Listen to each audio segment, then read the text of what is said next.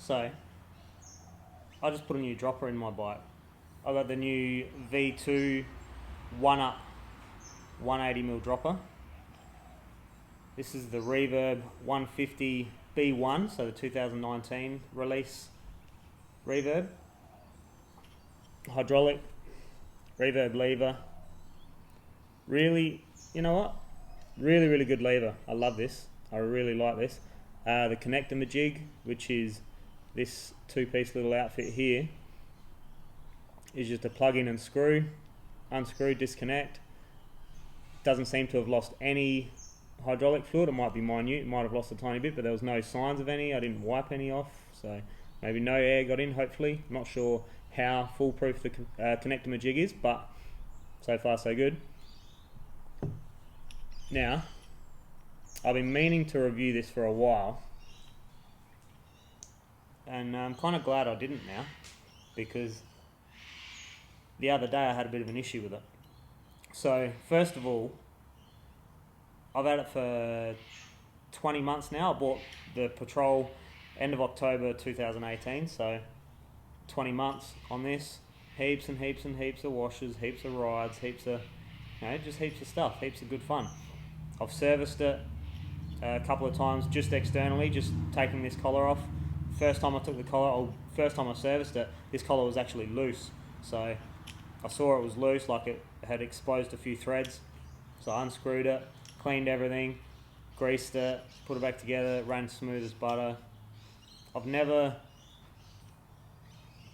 had to mess with it, to be honest. I don't think I've ever put air pressure in it.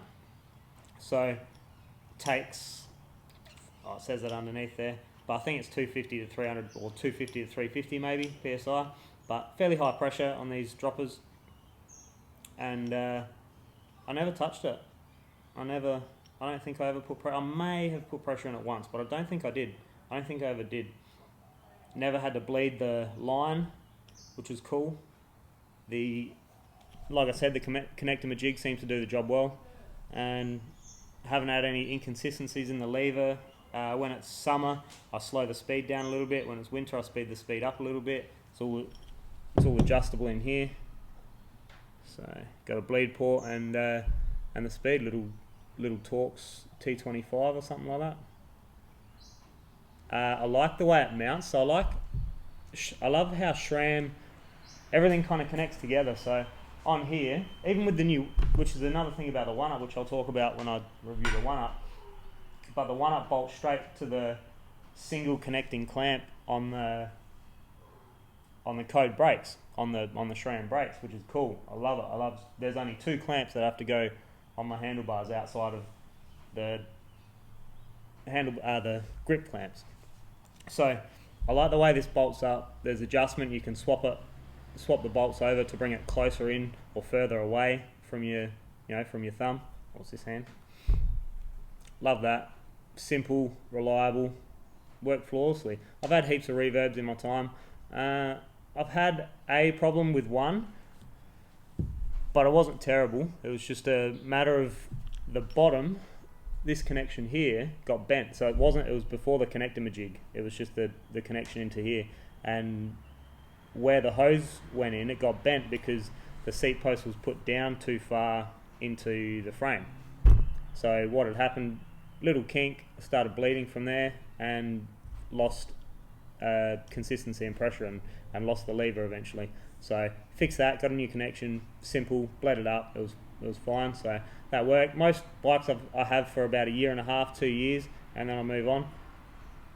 And the reverbs have seen me that far. And this one, 20 months, no play in it. There's no, you can hear that rattling around, but there's no play. There's play now from that, but there was no vertical play. Every now and then it would sink a little bit, and I'd kind of get halfway up a climb and go, it feels a bit low or whatever, and I press the button and it'll pop up maybe 5mm or 10mm, but then it wouldn't sink again. So I'm not sure whether it was just the pressure on it was like ever so slightly actuating the post, so I was allowing it to slightly sloop down a little bit. I'm not too sure.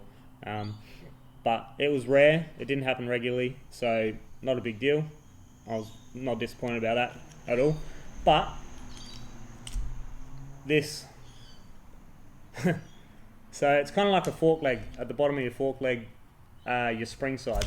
So you put your spring in, and then you put your spring retaining clip in there, which is this sucker. So I got down the bottom of a run, pressed the button to put the seat up, and instead of the seat coming up, I just heard a clunk in my frame. I thought, oh Christ, what was that? And just lost the lever. The lever wouldn't return back. That was it. It was all done. So obviously not end of the ride. I went for another quick ride, but that was the end of the reverb. So what has actually happened is this retaining ring that's supposed to sit in here, it's supposed to sit like that, has rusted out and just collapsed.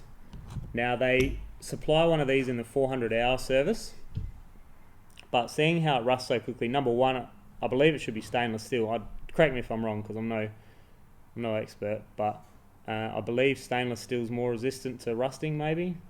Yeah, but for it to rust out and fail, maybe it needs a stronger mechanism there, or a slightly deeper groove to have a thicker one of these, so it's a bit more robust. Would be the way to go. So not sure what they've done with their newest one, but hopefully it's better. So I'm going to get the 400-hour kit, give it a service, give this whole thing a refresh, new oil. I'm going to chop that line a little bit, maybe even put a new line on there, because it's been bent a little bit from being inside and outside of the frame. So maybe I'll probably bent it. Like I reckon I definitely bent it. But it looks like it's got a few bends. So it was a bit of a process to get it out, to be honest. The patrol was not very easy to get around that bottom bend. So I had the bottom bracket out and whatnot, and made it kind of a little bit easier. Definitely made it a lot easier. If I didn't have the bottom bracket out, it probably would have been way harder, because I didn't chase it. I didn't. As you pull one cable, you attach this to the new cable and pull it all through, so you can it can just follow that groove that's already established. But I took this out before messing with the one up, so I had to put it through cold turkey, and it was a bit tricky. It was definitely a bit tricky, but we got there. So I've got some foam sleeves around the derailleur cable and the dropper cable inside this part of the frame. But I've also stuck, because I thought there was a bit of frame rattle, but it wasn't. Cable rattled in the frame, but it turns out it didn't do much anyway. But what I did is stuck some foam down there, and then because the foam was right down the bottom and a little bit at the top as well, it was kind of getting in the way of pushing that cable, so I had to pull that stuff out. It was a bit of a process, but we got there and it's clean as a whistle. Everything's killer. It's running sweet. So the one-up's flawless so far, but give it some time and see if any problems develop, and hopefully it's killer, because they get killer reviews and they're cheap. I paid I think it's $369 for post and a lever. So I got the post and the lever, and yeah, should be killer. So we'll see. But anyway, the reverb, even though that failed on me, and that's probably a warranty issue kind of thing, I wouldn't send it away to them, because in all fairness, I don't believe that they should be. It's a hard one. They kind of are accountable, but I can let it slide because it's due for a service anyway. It's due for a 400-hour service. But for it to fail, that's not on. That part should last way longer. There's no reason for that to fail in under 2 years worth of work. So, and probably just close to 400 hours, to be honest. This has probably seen, I'd say less than 400 hours, but not much less.